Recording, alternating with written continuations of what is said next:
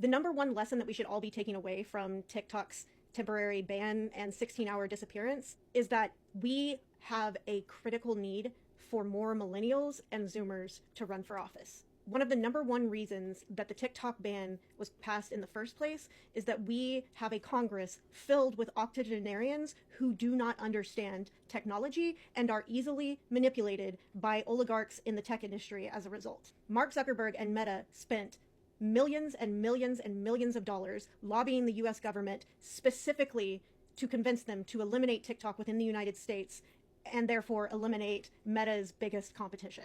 Meta did this by convincing Congress that TikTok represented a unique threat to US security because of the ways that they were collecting and storing American data. And all of us on this app know that TikTok is absolutely not unique for that Meta itself does just as much data collection and represents just as much of a threat. But the octogenarians in Congress did not know that. They genuinely believed that TikTok represented a unique threat. And this isn't an isolated incident. Because I'm a digital strategist that works in the political space, I spend a lot of time watching congressional hearings on the topic of technology. And it is genuinely embarrassing the way that members of Congress show their entire asses time and time again in these hearings and are absolutely incapable of asking intelligent, informed questions on the topic of technology and are equally incapable of understanding the answers that they get in return. I have seen members of Congress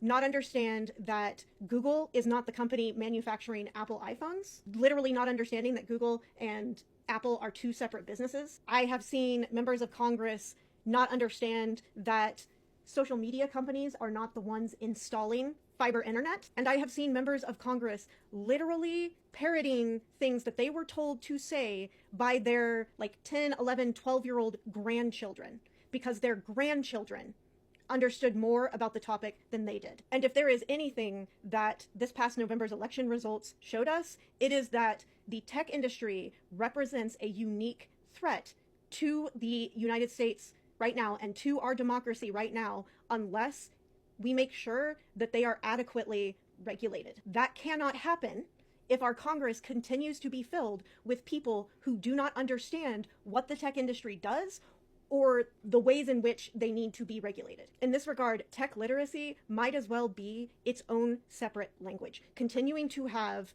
a Congress filled with octogenarians who are in charge of regulating the tech industry is the equivalent of sending a bunch of English speakers into a hearing being conducted in Mandarin. They are not up to the task, and this is a task that is monumentally important over the next several years. So if you have even ever so much as considered, had an inkling of an idea that maybe you might want to run for office someday, I am begging you, please seriously consider doing so in the next few years. There are organizations out there that can help you learn how to do this. The number one organization I would recommend is Run For Something. Their mission is specifically to help recruit and train more young people to run for office. It is a problem that our country has been run by and in complete control of a single generation for 50 years at this point. That is a huge problem. And the only way that we can solve this problem is by more of us in the millennial and Zoomer generations stepping up and running for office. If we want to save our democracy, it's a battle that we have to fight, period. So please, if you do nothing else today, please visit Run For Something's website. Just Google them, it'll come up. Visit their website, look at some of their materials, consider running for office, or if you don't think that's your jam, send it along to a friend of yours who you think would be a good fit to run for office. We have to take this fight on, and we need to start now so that we are ready by the time the next election rolls around. No one is coming to save us, you guys.